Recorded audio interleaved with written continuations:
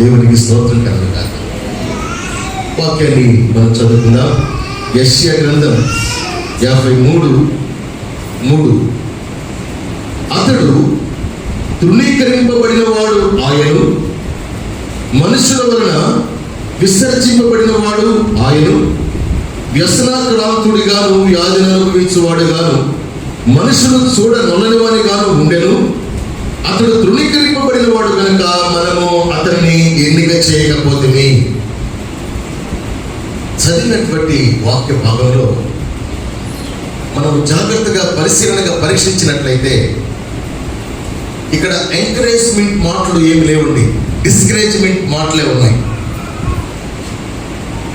Encouragement అంటే ఉజ్జీవింప చేసేది, బలాన్ని చేకూర్చేది. ఒక మంచి స్థాయికి నీవు వెళ్ళటానికి ఎంతో సమయం పట్టదు, ఎన్నో సమస్యలు లేవు, అన్నింటినీ జయించావు. దేవుడు నేను ఒక మంచి స్థితిలో స్థిరపరచుటకు దేవుని యొక్క కృప నీకు తోడుగా ఉన్నది అని చెప్పి ఎంకరేజ్ చేసేటువంటి పరిస్థితులు నీ దేవుని బిడ్డరా ఇక్కడ కనబడలేదు. ఇక్కడ చదివినటువంటి వాక్య భాగంలో దాదాపు 4-5 విషయాలు డిస్కరేజ్మెంట్ లాగానే ఉన్నాయి. జనరల్గా ఒక వ్యక్తిని డిస్కరేజ్ చేయటం, ఒక వ్యక్తిని ఎంకరేజ్ చేయటం ఎలా ఉంటుందో ఒకసారి మీరు ఆలోచించండి. వ్యక్తిగతంగా మన కుటుంబాల్లో చదివేవాళ్ళు 10 మంది ఉంటారు, ఆడుకునే వాళ్ళు ఎక్కువ మంది ఉంటారు. ఆడుకునేటువంటి వారు కొద్దిగా చదువు మీద ఇంట్రెస్ట్ పెట్టరు, ఎక్కువ ఆటల మీద పెడతారు. చదువుకునేటువంటి వారు ఆటల మీద ఇంట్రెస్ట్ పెట్టరు, ఎక్కువ చదువు మీద పెడతారు. కనుక వీరికి ఆటల్లో ఉండే నైపుణ్యత, వారికి చదువులో ఉండే నైపుణ్యత కొంచెం హెచ్చు తగ్గులుగా ఉంటుంది. కనుక తల్లిదండ్రులైనటువంటి వారు భవిష్యత్తును జ్ఞాపకం చేసుకొని ఎప్పుడు ఆడుకుంటా ఉంటే ఎలా అవుతుంది, నీ జీవితం ఎలా స్థిరపడుతుంది, కనుక కొంచెం ఆటలు తగ్గించగా, కొద్దిగా చదువు మీద మనసు పెట్టు అని వారితో అంటారు. దేవునికి స్తోత్రం కలుగుగాక. ఇది బ్యాలెన్స్గా మాట్లాడే మాట. కొంతమంది ఏమంటారంటే నువ్వు దేనికి పనికిరావు, ఇక నీ జీవితం ఇంతే, మూర్ఖుడా, గాడిద, రకరకాలుగా అంటాం. అది డిస్కరేజ్మెంట్. దేవునికి స్తోత్రం కలుగుగాక. ఎంకరేజ్మెంట్ ఏంటో తెలుసా? నువ్వు చదివితే ఖచ్చితంగా క్లాస్ ఫస్ట్ వస్తావు, కనీసం క్లాస్ సెకండ్ వస్తావు, కనీసం క్లాస్ థర్డ్ వస్తావు. క్లాస్ థర్డ్ వచ్చేవాళ్ళు భయపడద్దు, ఇంకొంచెం కష్టపడు. సెకండ్కి వెళ్తావు, ఇంకొంచెం కష్టపడు. ఫస్ట్కి వెళ్తావు, మొత్తం మీద కొద్దిగా కష్టపడాలి. ఒక 2 గంటలు కష్టపడు, తర్వాత ఆడుకో. ప్రియ దేవుని బిడ్డరా, ఇవి ఎంకరేజ్మెంట్ మాటలు. ఈ విశ్వాస జీవితంలో ప్రియ దేవుని బిడ్డరా మనము కూడా బ్యాలెన్స్గా ఉండేటువంటి మాటలను బట్టి మన జీవితం బ్యాలెన్స్గా వెళ్ళిపోతుందా? డిస్కరేజ్ చేసేటువంటి మాటలను బట్టి మన జీవితం ఎలా డిస్కరేజ్ చేశారు కనుక ఇక నేను ఉన్నతమైన స్థితికి వెళ్ళలేలే, ఇక నా స్థితి ఇంతే అనుకొని అభివృద్ధి పొందవలసిన నీ జీవితాన్ని అలా ఆపేసుకుంటున్నావా? లేకపోతే ఎంకరేజ్ చేసినటువంటి ఎంకరేజ్మెంట్ మాటలను బట్టి నాలో ఉండే లోపం నేను సరి చేసుకొని ఎంకరేజ్ చేసిన విధానంగా నేను మంచి పొజిషన్కి వెళ్ళాలి, మంచి స్థితిలో స్థిరపడాలి అనేటువంటి రీతిగా మన జీవితం ఉందని మనం పరిశీలించుకోవాలి. దేవునికి స్తోత్రం కలుగుగాక. బైబిల్ పరిభాషలో ఈ అంశాన్ని ఏమంటారంటే, ఈ యెషయా గ్రంథం 53వ అధ్యాయం 3వ వచనాన్ని తిరస్కారము అని అంటారు. ఏమంటారండి? తిరస్కారము. దేవునికి స్తోత్రం కలుగుగాక. 2 మనుషులు ఉన్నారనుకోండి, 2 మనుషుల్లో ఒక మనిషిని మంచిగా ఆ వ్యక్తి మీద ఎక్కువ ప్రేమ ఉన్నట్లు, ఆ వ్యక్తి మంచి మంచి కార్యాలు, మంచి ఆలోచన విధానము, మంచి మనస్సు కలిగిన వాడుగా ఉన్నారని చెప్తూ పక్కన వారిని వారి మనస్సు మంచిది కాదు, నీ మనస్సు మంచిది కాదు, నీ ఆలోచన మంచిది కాదు, నీ ప్రయాసం మంచిది కాదు, నీవు చేస్తున్నది ఏది కూడా మంచిది కాదు, నీకు ఎవరు సలహాలు ఇస్తున్నారో నీ సొంత చిత్తమో కానీ ఏది మంచిది కాదు అన్నాం అనుకోండి, ఒక వ్యక్తి ఏమో సంతోషపడతాడు, ఒక వ్యక్తి ఏమో బాధపడతాడు. నా ప్రియమైన దేవునిరా, ఇక్కడ యేసుక్రీస్తు ప్రభువుని గురించి యెషయా భక్తుడు రాసిన మాట ఏంటంటే, అతడు తృణీకరించబడిన వాడాయను, అంటే తిరస్కరించబడ్డాడు.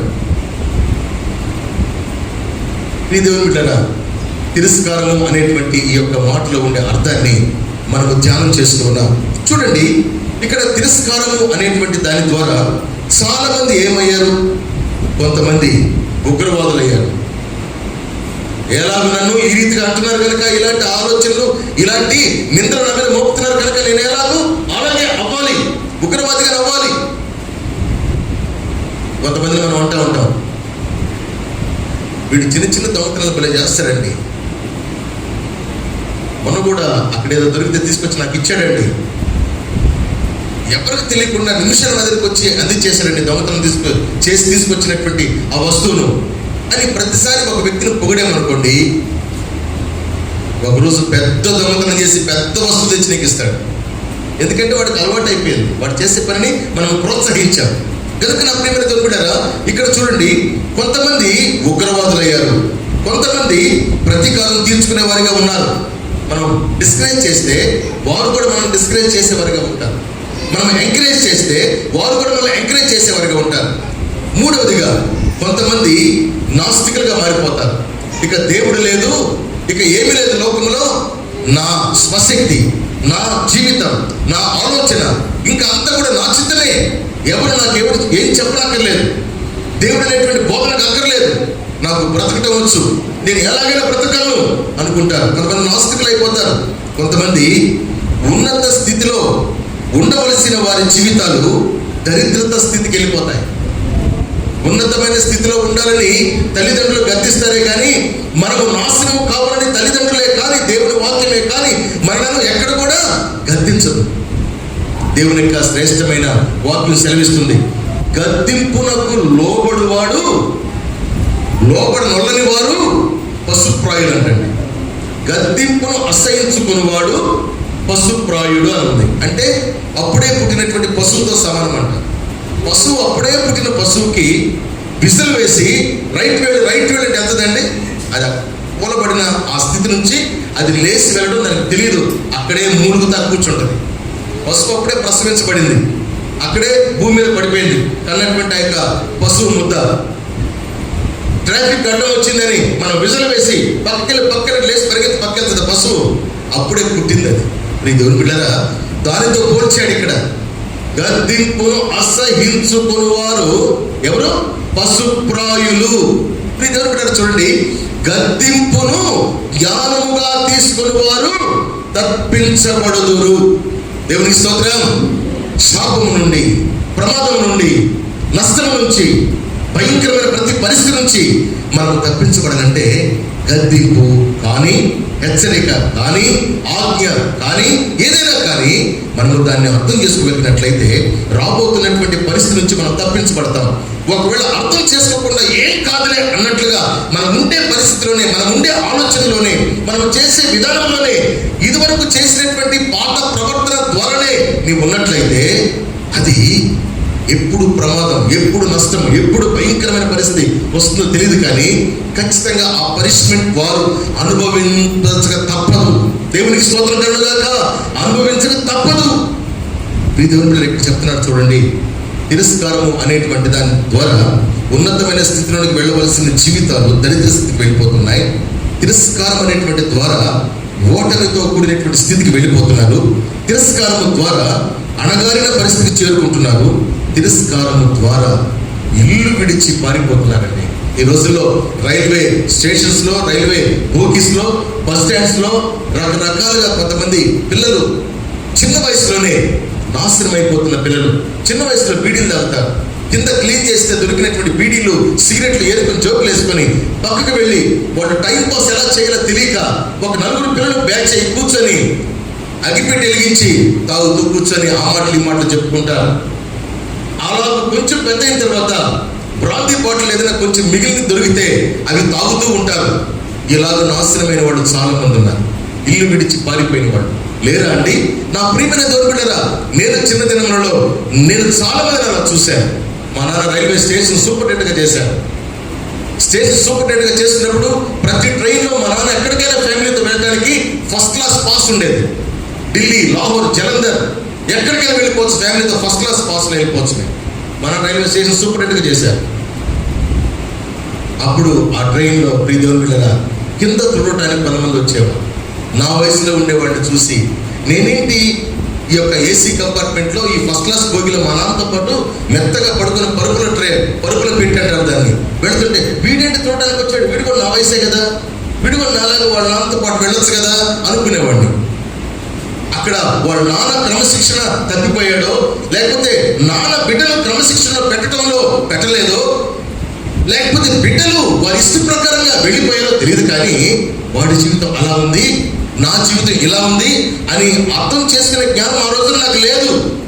నేను 16 సంవత్సరాలు 14 సంవత్సరాల వయసులో ఉన్నా, వాడు అదే వయసులో వాడి చొక్కాని నడులు కట్టుకొని ఒళ్ళంతా మట్టి పెరుగుపోయి తల చిప్పిరైపోయి దుందులుకున్నాడు ఏంటిడు అనుకుని వాడిని చూసి కళ్ళు మూసుకొని పడుకున్నాడు. ఆయన ఏం చేస్తాం? నీ దొరికిడరా గద్దింపును అసహించుకున్నాడు కనుక వాడి జీవితం అలా ఉంది. దేవుని యొక్క కాపుదలలో, తల్లిదండ్రుల యొక్క హెచ్చరికలో ఉన్నాము కనుక మన జీవితం ఎలా ఉందని ఈ రోజు నాకు అర్థమైంది. నా ప్రియమైన దొరికిడరా, గ్రహించండి. ఇప్పటికైనా పర్వాలేదు, ఒకవేళ మనము లోకమునకు అసహ్యంగా ఉన్నట్లయితే ఇప్పటికైనా పర్వాలేదు, మనము మన కుటుంబమునకు దీవెనకరంగా ఉన్నామా లేదా ఇప్పటికైనా పర్వాలేదు. దేవుని యొక్క గద్దింపు, తల్లిదండ్రుల యొక్క గద్దింపు నీవు ఒకరోజు పెడచివరి పెట్టేవేమో, ఇప్పటికైనా పర్వాలేదు. ఆయన గద్దింపుకు, ఆయన యొక్క ఆలోచనకు నీవు లోపడే వ్యక్తివిగా, అర్థం చేసుకునే వ్యక్తిగా, ఆలోచించే వ్యక్తివిగా ఉండుటకు నీవు ప్రయాసపడినట్లయితే, ఉండుటకు నీవు ఇష్టపడినట్లయితే దేవుడు కార్యం చేస్తాడు. దేవుని బిడ్డరా, చూడండి, తిరస్కారము ద్వారా ఇప్పుడు దాకా చాలా మందిని గుర్తు చేశారు. ఇదే తిరస్కారం ద్వారా ఉన్నతమైన స్థితికి వెళ్ళిన వారు కూడా ఉన్నారు.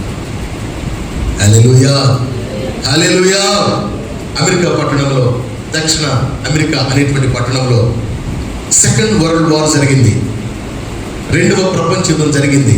2వ ప్రపంచ యుద్ధం జరిగినప్పుడు అక్కడ ఉండేటువంటి పెద్ద పెద్ద ఫ్యాక్టరీస్ కానీ, అక్కడ ఉండేటువంటి కోట్లకు పడిగెత్తినటువంటి కోటీశ్వరులు కానీ, వారు దాచుకున్నటువంటి సంపాదించినటువంటి ధనమే కానీ, ఏమైనా కానీ ఆ 2వ ప్రపంచ యుద్ధంలో మొత్తం కాల్చబడింది, మొత్తం బూడిదైపోయింది, సర్వనాశనం అయిపోయింది. కోటీశ్వరులు అనేటువంటి వారిని మనం ఆ రోజుల్లో ఎదిగితే వారంతా కూడా కోట్లు పోగొట్టుకున్నారు, వారి ప్రాణాలు పోగొట్టుకున్నారు, సమస్తం నాశనం అయిపోయిందండి. అయితే ప్రియ బిడ్డరా, ఒక బిజినెస్ మ్యాన్ మాత్రం కోటీశ్వరుడే, బిజినెస్ మ్యాన్.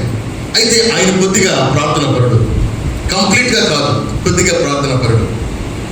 ఆయన ఆ పరిస్థితుల నుంచి బయటకు వచ్చిన తర్వాత ఆలోచిస్తున్నాడు, నాతో పాటు చాలా మంది కోటీశ్వరుడు ఉండాలి, నాతో పాటు చాలా కర్మాగారాలు, ఫ్యాక్టరీస్ చాలా ఉండాలి, అంత నాశనం అయిపోయింది అని కన్నీళ్లతో ఆ యొక్క 2వ ప్రపంచ యుద్ధం జరిగినప్పుడు జరిగిన నష్టాన్ని కళ్ళతో చూస్తూ కన్నీళ్లు పెట్టుకొని ఎంతో మదన పడ్డాడు. మదన పడిన తర్వాత నా ఆస్తి కూడా పోయింది కదా, ఏదో కొంత మిగిలింది కదా అని మొత్తం ఎత్తుక్కుంటే ఆయన దగ్గర ఎంత విలువైనటువంటి వస్తువులే కానీ, వాహనాలే కానీ, డబ్బే కానీ మునుగుతూ ఉండేటువంటి ఆయన ఎత్తుక్కుంటేనంట ఆయనకు మిగిలిన ఆస్తి ఎంతో కేవలం $10,000, 10,000 రూపాయల కట్ట మిగిలింది. అదొక్కటే కాలకుండా ఆగింది, మొత్తం నాశనం అయిపోయింది. దేవుని బిడ్డరా, ఆయన పేరు జార్జ్, దేవునికి స్తోత్రం కలుగుగాక, జెమ్మీ జార్జ్ ఆయన పేరు.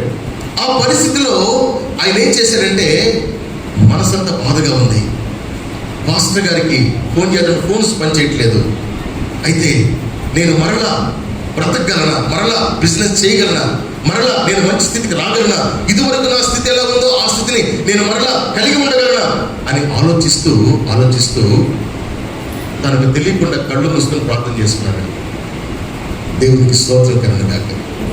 ప్రార్థన చేసుకున్నప్పుడు ప్రార్థన ముగించిన తర్వాత ఆయన మనసులో పాస్టర్ గారి ఫోన్ పని చేయకపోయినా పాస్టర్ గారిని డైరెక్ట్ కలవాలి, కలిసి ఆయనకు నా బాధ చెప్పుకోవాలి, ఆయన ఏదైనా సలహా ఇస్తాడేమో.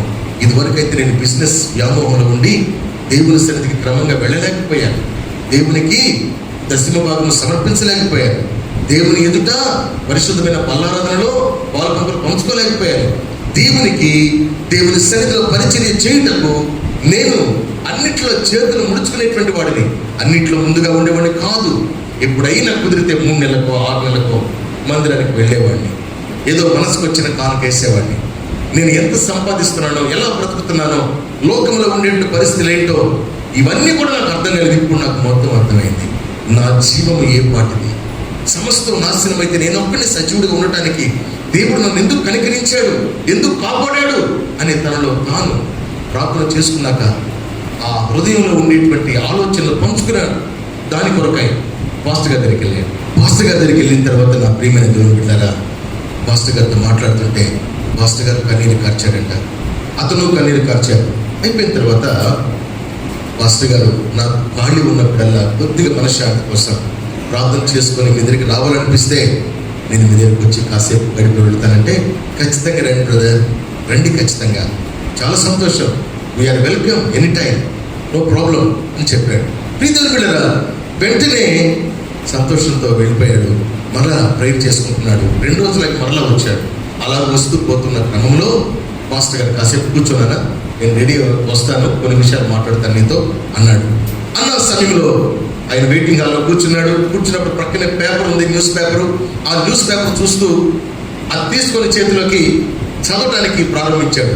చదివితే అక్కడ ఒక ముఖ్యమైనటువంటి ఆర్టికల్ కనబడతా ఉంది.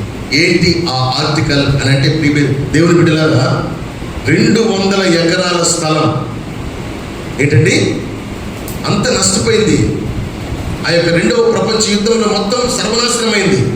డబ్బు కోసం విలువైనటువంటి స్థలాలు తక్కువ కమ్మేసుకుంటున్నారు. డబ్బు కోసం విలువైన స్థలాలు తక్కువ అమ్ముకుంటున్నారు. అక్కడ ఆర్టికల్ కనబడింది. ఆ ఆర్టికల్ చదువుతూ ఉంటే అక్కడ ఏముందో తెలుసా, 200 ఎకరాల స్థలాలు $10,000 ఇస్తాం అని యాడ్ వచ్చింది. అక్కడ ఏంటండి, 10,000 రూపాయలకి ఇక్కడ ఏదైనా ఒక ఎకరం వస్తుందా? మన విజయవాడలో మన మందిరం ప్లేస్లో 1 సెంట్ వస్తుందా? 1/2 సెంట్ వస్తుందా? 1/2 సెంట్ వస్తుందా 10,000కి? 200 ఎకరాలు, 1000 సెంట్లు 1 ఎకరం, 2000 సెంట్లు 2 ఎకరాలు, 200 ఎకరాలు అంటే నా ప్రియమైన కనిపెట్టారా 10,000 కంటే. ఈలో పాస్టర్ గారు వచ్చారు. వస్తే ఇతని ముఖం వెలిగిపోతుంది. ఏంటి చాలా యాక్టివ్గా ఉన్నావు, సంతోషంగా ఉన్నావు ఏంటి అని అంటే చెప్తూ ఉన్నాడు, పాస్టర్ గారు ఈ పేపర్ నేను చదివాను, దీంట్లో ఒక వార్త వచ్చింది, అది ఈరోజు పేపరే కదా అని చూస్తే ఈరోజు పేపరే. అయితే మాస్టర్ గారు నా దగ్గర మొత్తం సర్వనాశనం అయిపోయింది, ఏం లేదు, 10,000 రూపాయలే ఉన్నాయి. దాంట్లో నా జీవనం కోసం ఒక్కొక్క 1,000 రూపాయలు, ఒక్కొక్క 500 రూపాయలు, ఒక్కొక్క 100 రూపాయలు నేను వాడటం ప్రారంభిస్తే మొత్తం అయిపోతుంది. కుటుంబం ఉంది నాకు, కనుక ఎంత కఠినమైన పరిస్థితి అయినా పర్వాలేదు, ఈ 10,000 పెట్టి ఈ 200 ఎకరాల స్థలం నేను కొనుక్కుంటాను, ప్రార్థన చేయండి అన్నాడు. ఆయన కూడా పాస్టర్ గారు చదివి సంతోషపడి వెంటనే ఫోన్ చేయి, ఎవరైనా మరలా ఆ స్థలానికి అడ్వాన్స్గా ప్రిపేర్ అవుతారేమో అని మాస్టర్ గారు చెప్పినప్పుడు వెంటనే వారికి ఫోన్ చేశారు. ఫోన్ చేసిన వెంటనే వారు అగ్రి అయ్యారు. ఓకే, మీకే ఇస్తాం, మీరు ఎక్కడున్నా వెంటనే బయలుదేరి రండి, మాకు ఇమీడియట్గా క్యాష్ కావాలి, $10,000 అని చెప్పారు. నా ప్రియమైన గవర్నమెంటరా, నేను వెంటనే ప్రార్థన చేయించుకొని ఆయన దగ్గర ఉన్నటువంటి 10,000 రూపాయల కట్ట తీసుకొని వెళ్ళి ఆ స్థలం ఓనర్స్కి ఇచ్చి పేపర్స్ మీద సైన్ చేయించుకొని వచ్చేసారు. ఒక రోజున ప్రార్థన చేసుకొని ప్లేస్ ఏ స్థలం అయితే కొన్నాడో 200 ఎకరాలు చూడటం కోసం వెళదామని ఫ్యామిలీతో సిద్ధపడ్డాడు. ఫ్యామిలీతో సిద్ధపడి పాస్టర్ గారితో ఫోన్ చేయించుకొని ప్రేర్ చేయించుకొని అక్కడికి వెళ్ళాడు. వెళితే ఆల్రెడీ 2వ ప్రపంచ యుద్ధం జరిగినటువంటి ప్లేసెస్ ఎలా ఉంటాయండి, పచ్చటి తోటలు, నీళ్లు పెట్టిన తోటలాగా ఉంటాయా? గందరగోళం ఉంది అక్కడ. పెద్ద పెద్ద కొండరాళ్ళు, బండలు, చెత్త చెదారం, 200 ఎకరాల స్థలం అది. అక్కడికి వెళ్ళి చూస్తే ఆయనకి ఏం అర్థం కాదు. ఇంత భయంకరంగా ఉంది, ఇది ఎక్కడో ఊరు అవుతుంది, ఊరు అవుతున్న ఫ్యాక్టరీస్ కావాల్సింది ఊరు అవుతున్నాయి కదా, ఇంత భయంకరంగా ఉంది, ఎలాగా, ఎక్కడ దీన్ని ఎలా చేయాలి, ఎలా యాడ్ ఇవ్వాలి, ఎవరిని ఆహ్వానించి ఎవరికి అమ్మాలి, అమిత ఆయనకు జాబ్ కూడా ఇస్తారు అక్కడ, ఏదో ఒకటి సెటిల్ అయిపోవచ్చు. ఇన్ని ఆలోచనతో ఉంటే భయంకరమైన పాములు ఉన్నాయి అక్కడ. ఏంటంటే భయంకరమైన పాములు ఉన్నాయి అక్కడ. ఆ పాములు చూసి భయపడి సరేలే స్థలం ఇదే, సర్వే నెంబర్ ఇదే అనుకొని వెళ్ళిపోయి పాస్టర్ గారితో మాట్లాడితే పాస్టర్ గారు సలహా ఇస్తే ఆ ప్రకారంగా పాములు పట్టేటువంటి వాడిని తీసుకుని పోయారు అక్కడ. 200 ఎకరాల స్థలాన్ని పాములు పట్టేవాడిని తీసుకెళ్తే ఆ పాములు పట్టేవాడు ఒక రకమైన సౌండ్ చేస్తే రకరకాల పాములు వచ్చాయండి. వాళ్ళని తెలిస్తే ఆయన పిలవటం వస్తే వాటిని చూసి వాటిని చూసి ఆశ్చర్యపోయాడు ఆయన. ఏమండి, ఈ పాములు అనేక ప్లేసెస్లో దొరకవు, ఈ పాముల యొక్క చర్మం చాలా విలువైంది, ఈ పాముల యొక్క కూరలో ఉండే విషయం మెడిసిన్కి ఉపయోగించేటువంటి విషయం ఇది మనం ఎక్స్పోర్ట్ చేస్తే, దీన్ని మనము అమ్మగలిగినట్లయితే, దీన్ని కొనుక్కునేటువంటి వారికి మనం యాడ్ ఇచ్చి అమ్మగలిగితే లక్షలు లక్షలు వస్తాయి అన్నాడు. హల్లెలూయా చెప్తాం, హల్లెలూయా ఇంకోసారి చెప్తాం, గట్టికి చప్పట్లు కూడా కొడదాం. హల్లెలూయా. ఇతను బిజినెస్ మ్యాన్. ఇదివరకు నేను ఒకవేళ ప్రార్థనా పరుణ్ణి కాదేమో, ఇదివరకు నేను దేవుని సన్నిధికి క్రమంగా వెళ్ళి ఆయన్ని స్తుతించి సాక్ష్యం చెప్పి ప్రతిదానిలో కానుక సమర్పించి దేవుని మహిమపరిచి పరిచర్యలో ప్రయాసపడే వారిగా ఉండవలసిన నేను ఉండలేదు కనుక నేను ఎంత నష్టపోయాను. కానీ ఇప్పుడు నష్టపోయిన పరిస్థితిలో మరలా అలాంటి పాత స్వభావం విడిచిపెట్టి, పాత స్థితిని విడిచిపెట్టి నేను దైవ సేవకుని దగ్గరికి వెళ్ళి మాట్లాడి దేవునితో ప్రార్థన చేసుకునగా నా దగ్గర ఉన్నటువంటి రూపాయి అది కూడా నా కుటుంబం ఎంతో వ్యర్థం కాకుండా ఈ స్థలం కొనుటకు దేవుడు ప్రేరేపించి ప్రార్థన పూర్వకంగా కొనుట ద్వారా అక్కడికి వెళ్ళి నేను ఎంతో అయోమయంగా తిరిగి వచ్చిన తర్వాత పాములను తీసుకుని వెళితే ఆ పాములు పట్టేవాడు చెప్పిన మాటను బట్టి గొప్ప విషయం నాకు దేవుడు తెలియపరచడని హృదయమంతటితో ఆయన కనపరిచాడు. ఆనందంతో కేరింతలు కొట్టాడు. ఆయన తెలియకుండానే ఆ ఆనందంలో కన్నీళ్లు కారి దేవుడికి మహిమపరిచాడు. వెంటనే ఎవరైతే ఈ యొక్క 300 రకాల పాములు ఉన్నాయంటే అక్కడ ఒక రకంగా ఎన్ని వందలు, 300 రకాల పాములు అంటే ఈ 300 రకాల పాములలో ఈ దేవుని బిడ్డగా ఎంత విషయం వస్తుందో, వాటిని మరలా క్రాస్ చేస్తే ఎంత విషయం మరలా మనం దాన్ని దాచుకోవచ్చు, బిజినెస్ చేయొచ్చు.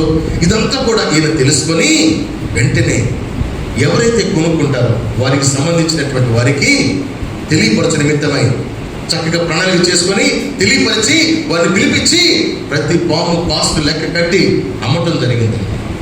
అమ్మిన తర్వాత లక్షలు లక్షలు వచ్చాయి. దేవునికి స్తోత్రం. ఆయనే ఫ్యాక్టరీ పెట్టాడు. ఫ్యాక్టరీకి అమ్మల, ఆయనే ఫ్యాక్టరీ పెట్టాడు. దేవునికి స్తోత్రం.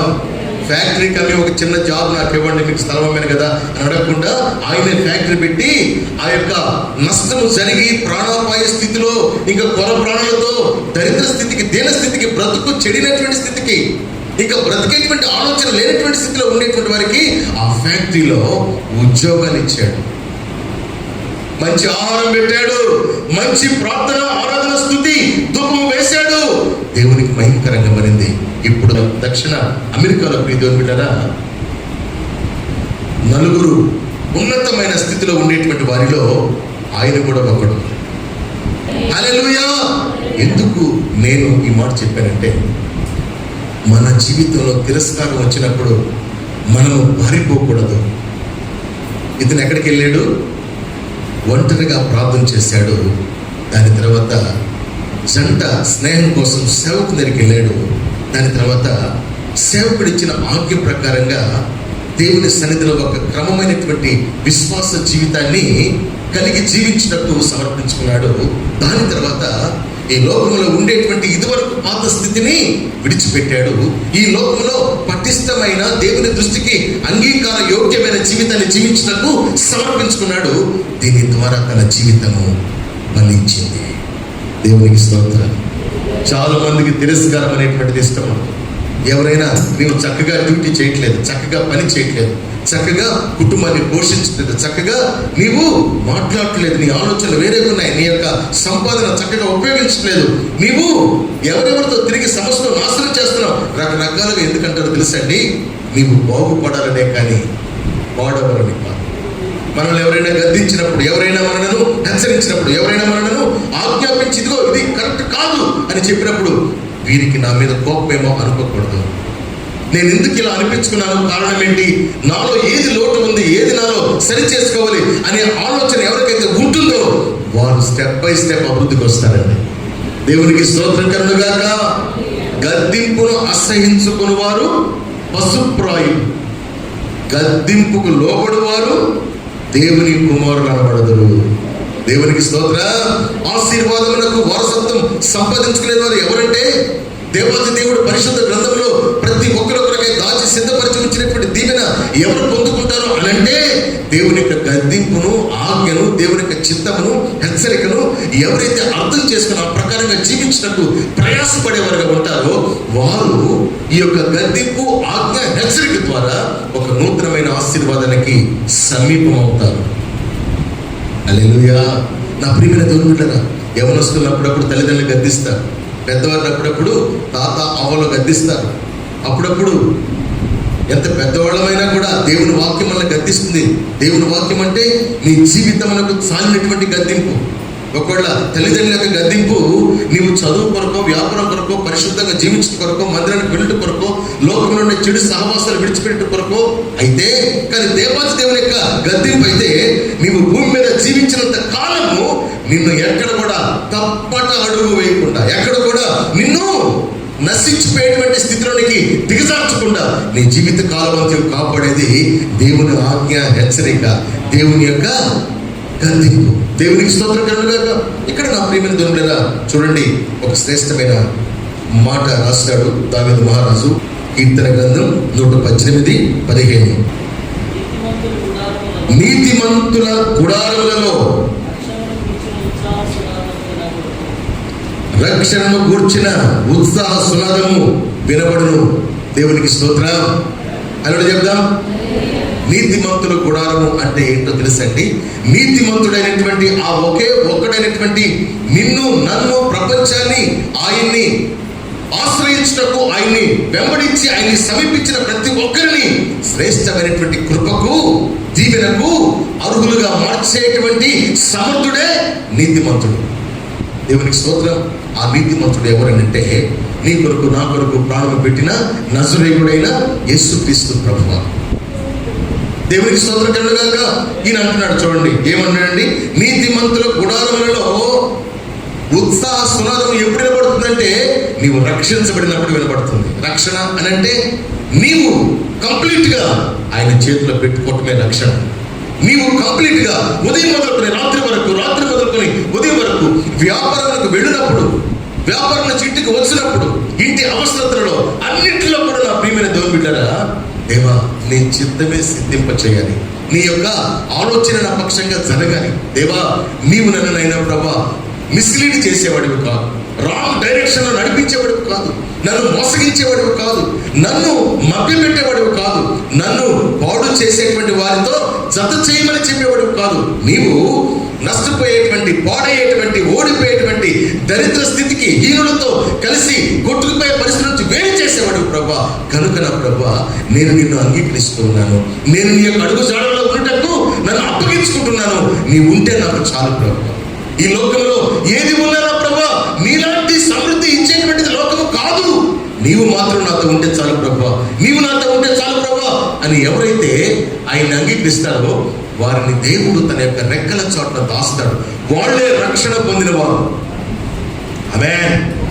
రక్షణ పొందినటువంటి వారు, దేవుని యొక్క చేతిలో బలముగా దాచబడిన వారు, నీతిమంతుని యొక్క చిత్త ప్రకారంగా, ఆజ్ఞ ప్రకారంగా, హెచ్చరిక ప్రకారంగా ఆయనకు విధేయత చూపించిన వారంతా కూడా ఉత్సాహ సునాదంతో ఉంటారంటండి.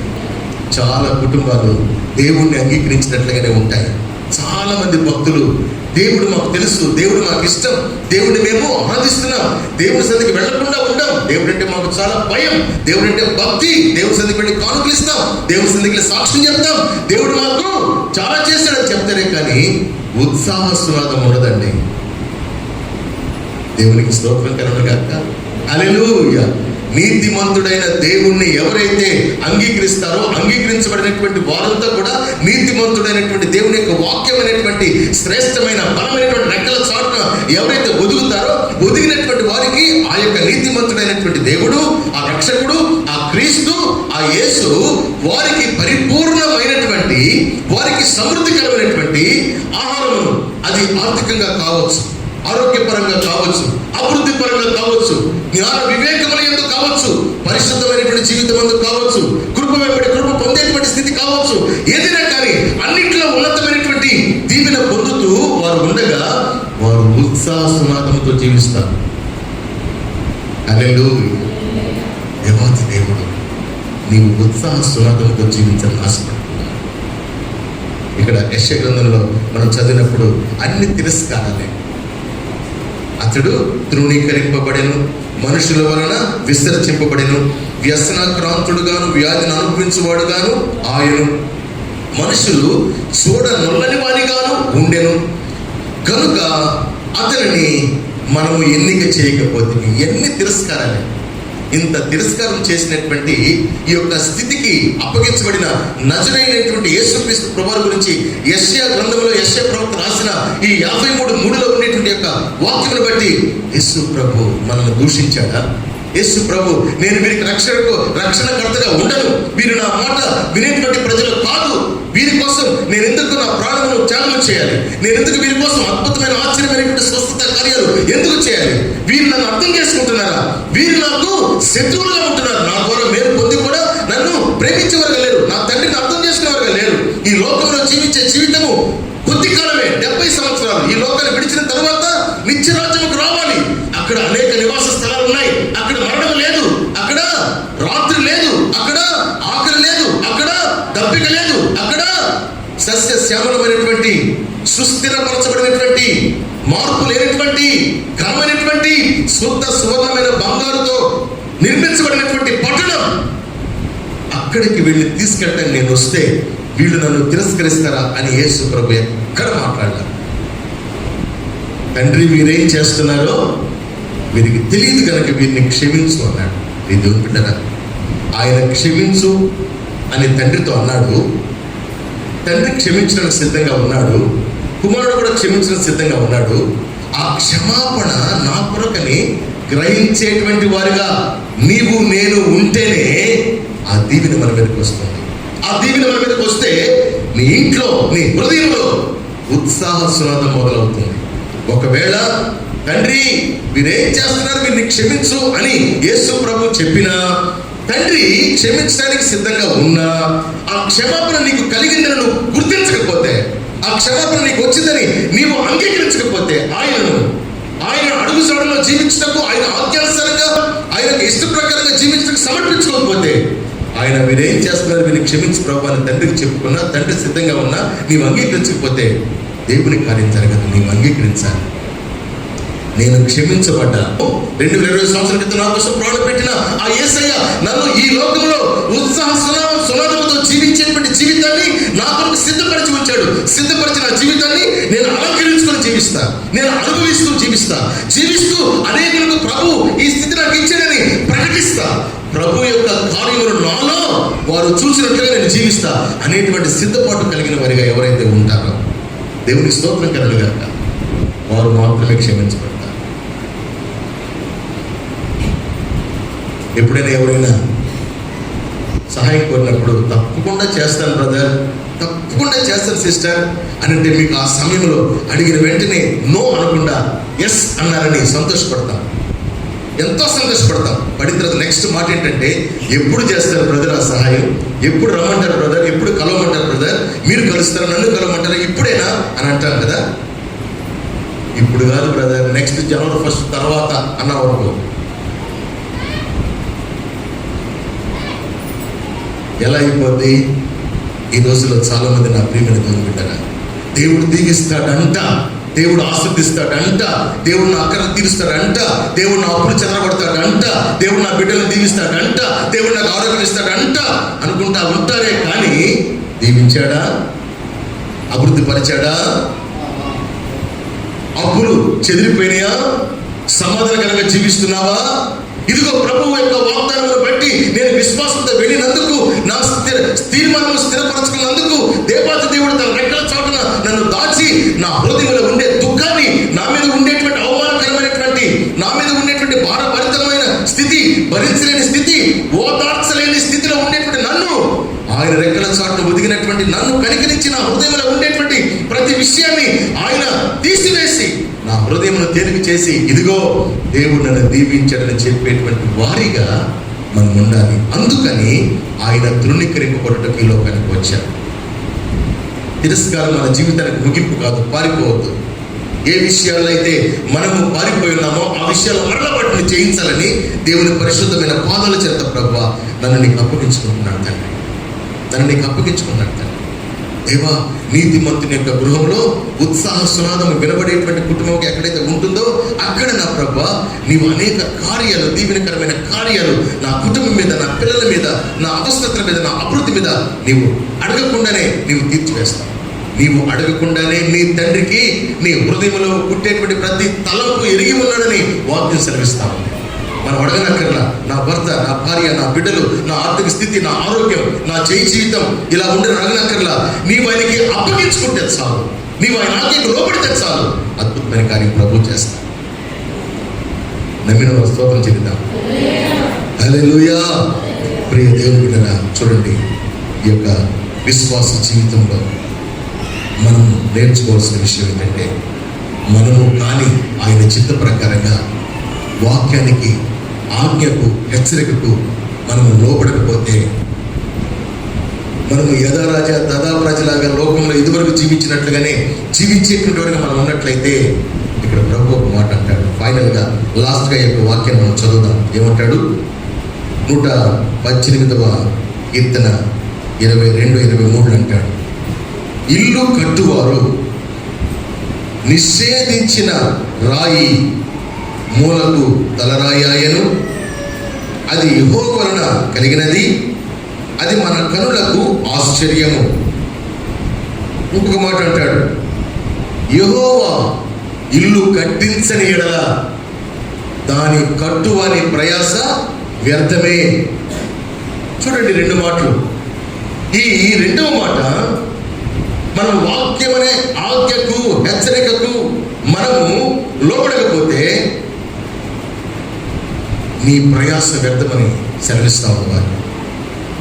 యెహోవా ఇల్లు కట్టించని ఎడల ఆ ఇంటిని కట్టు వాని ప్రయాస వ్యర్థమే.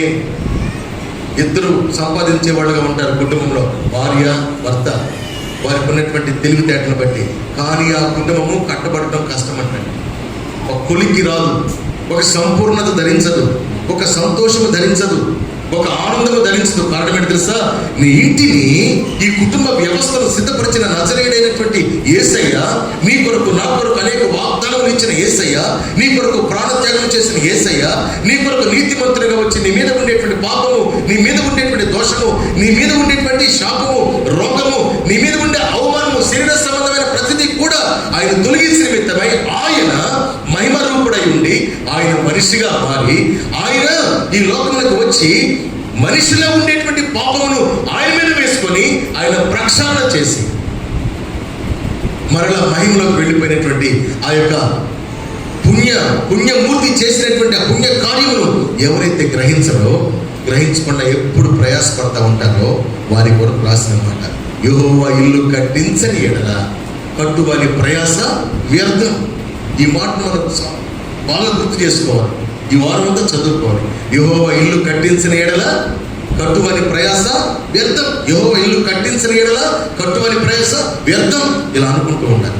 ప్రియదేవుని బిడ్డలారా, ఒకవేళ ఆయన ఆజ్ఞకు, ఆయన చిత్తమునకు మనం లోబడే వారిగా, ఆయన ఇష్టమును జరిగించేవారిగా, ఆయన రెక్కల చాటున దాగేవారిగా, ప్రతి ఉదయమున లేచి సూర్యుడు ఉదయించక మునిపే, సూర్యుని యొక్క కాంతి భూమిని తాకక మునిపే నీవు చేతులు ఎత్తి ప్రార్థన చేసి, ప్రభువా నేను తండ్రి, నా ప్రభు దేనికి పనికిరానిటువంటి వాడను ప్రభువా, నేను నా ప్రభు దేనికి పనికిరాని వాడలో, ఆ దక్షిణ అమెరికాలో వచ్చినటువంటి 2వ ప్రపంచ యుద్ధంలో సర్వనాశనమైనటువంటి ఆ యొక్క పరిస్థితిలో జార్జ్ అనేటువంటి ఆయన బ్రతికి ఇంకెందుకు ఈ బ్రతుకునేటువంటి పరిస్థితిలో ప్రార్థన చేసుకుని సేవకుని కలిసినప్పుడు సేవకుడు ఇచ్చిన సలహా మేరకు మరలా ఆయన ప్రతిరోజు సేవకుని కలుస్తూ ప్రార్థన చేసుకుంటూ దేవుని వాక్యాన్ని వింటూ ఆయన ద్వారా మందిరాలు పెట్టే పరిస్థితి యుద్ధం జరిగినప్పుడు వాక్యం చదువుకుంటూ ఆ రీతిగా ఉన్నందున ఆ పేపర్లో చూసిన న్యూస్ను బట్టి అద్భుతమైన దీవెన పొందేయడం.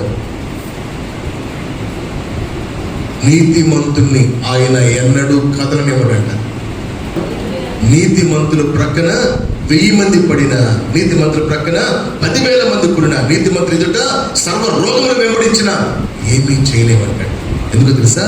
నీతి అనేటువంటి పరలోక అభిషేకం వారికి ఉంది కనుక. యేసు క్రీస్తు ప్రభువారు చేసినటువంటి ఆ యొక్క ప్రాణ ప్రక్షాళన ప్రతి ఒక్క బిడ్డ పక్షంగా ఉంది కనుక వారిని ఈ లోకంలో ఉండేటువంటిది ఏది కూడా వెంట్రు కూడా లాగలేదంటండి. దేవునికి స్తోత్రం కలుగుగాక.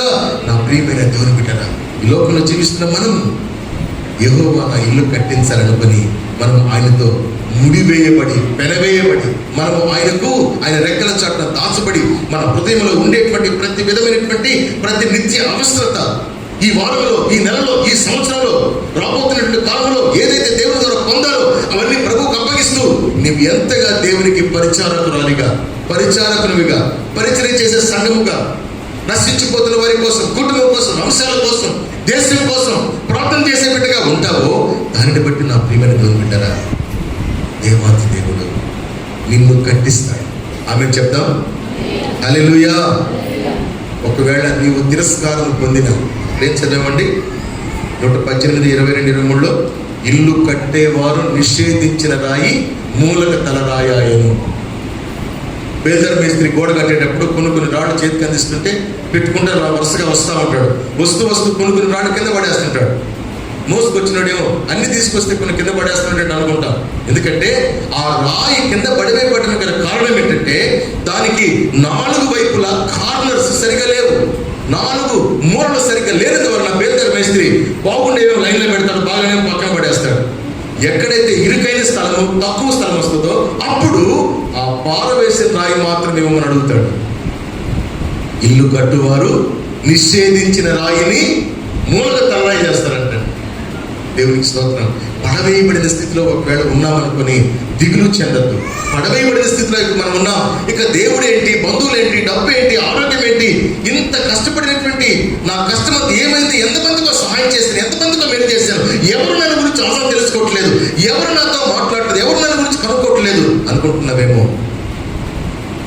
నిషేధించబడి ఉన్నానని అనుకుంటున్నావేమో.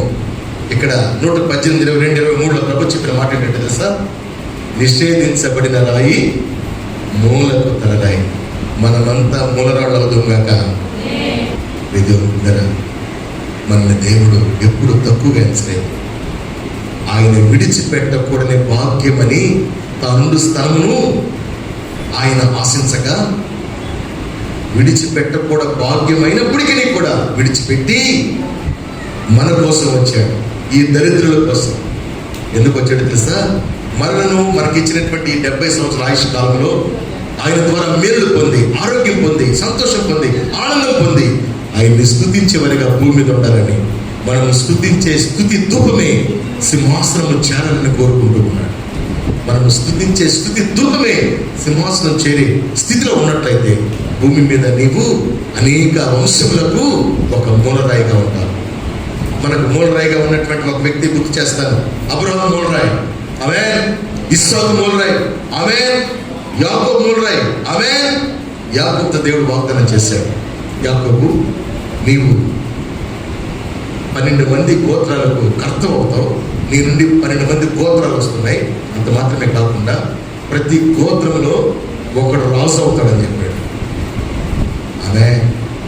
ఈ వాగ్దానం యాకోబు దేవుని ద్వారా పొందుకోబోయే ముందు ఏం జరిగిందంటే, నన్ను దీవిస్తావా లేదని యాకోబు ఊరి వెలుపుట ఎంతో ప్రార్థన చేస్తుంది. రాత్రి అయితే ఇంటికి వెళ్ళకుండా రాత్రంతా ఒక రాయి తల కింద పెట్టుకొని అక్కడే పడుకున్నాడంట. అప్పుడు ఉదయకాల సమయంలో దేవుడు దర్శనమిచ్చి ఆయనతో యుద్ధం చేశారు. లాస్ట్కి యుద్ధం అంటే ఏంటంటే ప్రార్థన పెనుగులాట. అప్పుడు దేవుడే ప్రత్యక్షమైన తర్వాత దేవుని పాదాలు పట్టుకుని విడిచిపెట్టలేదంట. నన్ను విడిచిపెట్టి యాకోబు, నీవు చేసిన యొక్క కన్నీటి ప్రార్థన, నీవు చేసినటువంటి ఈ బలమైన ప్రార్థన బట్టి నేను భూమి మీదకి వచ్చా. నీవు ఒంటరిగా ఉన్నావు. నీవు ఉన్నటువంటి ఈ స్థలము మనుషులు తిరిగే స్థలం కాదు, జంతువులు తిరిగే స్థలం. కానీ ఇంత తెగించి నా ప్రాణం పోయిన పర్వాలా, నా దేవుడు నాకు కనబడితేనే, లేకపోతే దానిలోనే చనిపోవడానికి కూడా సిద్ధమే అని తీర్మానంతో వచ్చావు కనుక నేను నీ దగ్గరకు వచ్చా. నిన్ను ఏది ముట్టదు, నిన్ను ఏం చేయదు, నన్ను విడిచిపెట్టు, నేను నిన్ను దీవిస్తాను అని అంటే, నువ్వు దీవిస్తేనే నేను విడిచిపెడతాను. వదలలేదంటండి. చివరికి దేవుడు విడిచిపెట్టలేదు, తెల్లారిపోతుందని తొడగూటి మీద ఒక దెబ్బ కొట్టాడంట. ఎక్కడండి? తొడగూటి మీద ఒక దెబ్బ కొడితే ఒక్కసారి ఒళ్ళంతా జల్దనిచ్చి కోమంలోకి వెళ్ళినటువంటి వాడు ఏ రీతిగా ఏం తెలియకుండా పడి ఉంటాడో ఆ స్థితికి వెళ్ళి మరలా నార్మల్ అయిపోయాడంట. ఈలోపు దేవుడిని యెహోవా వెళ్ళిపోయాడు అక్కడి నుంచి. అందుకే యాకోబు కొంచెం కుంటుతాడు. ఏంటి యాగం అంటే దేవుడు కొట్టాడు కానీ దీవించాడు. గాయము చేయవాడు ఆయనే.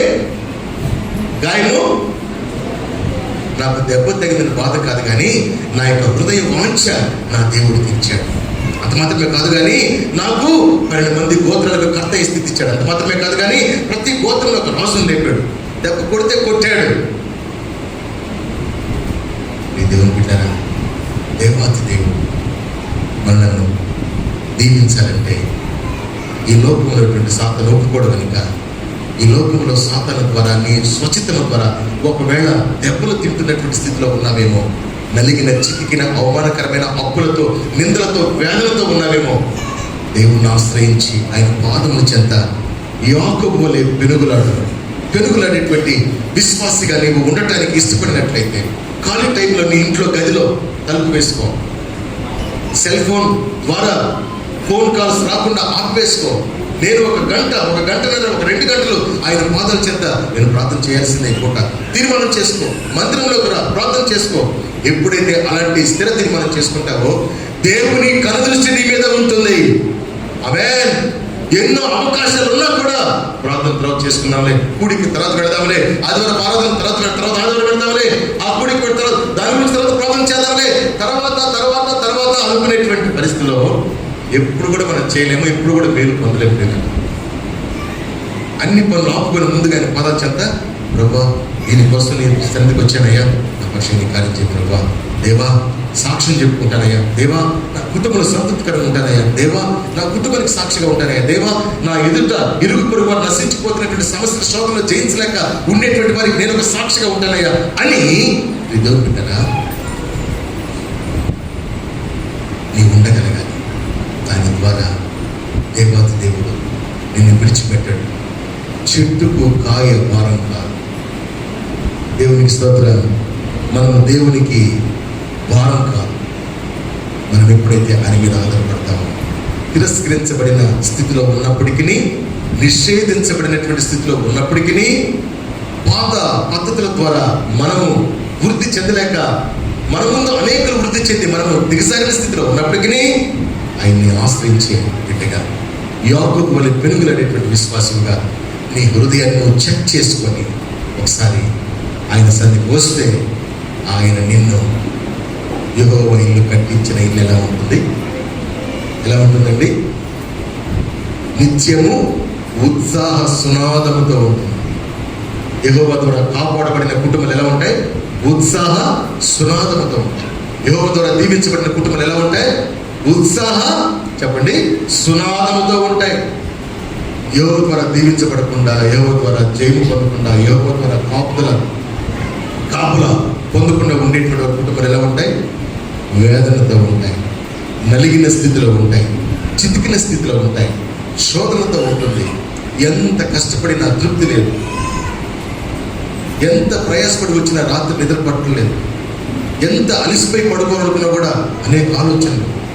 ఇలాంటి పరిస్థితుల్లో కఠినమైన స్థితి జీవించేవాడు చాలా మంది ఉన్నారు. కనుక నిన్ను యెహోవా కట్టును గాక.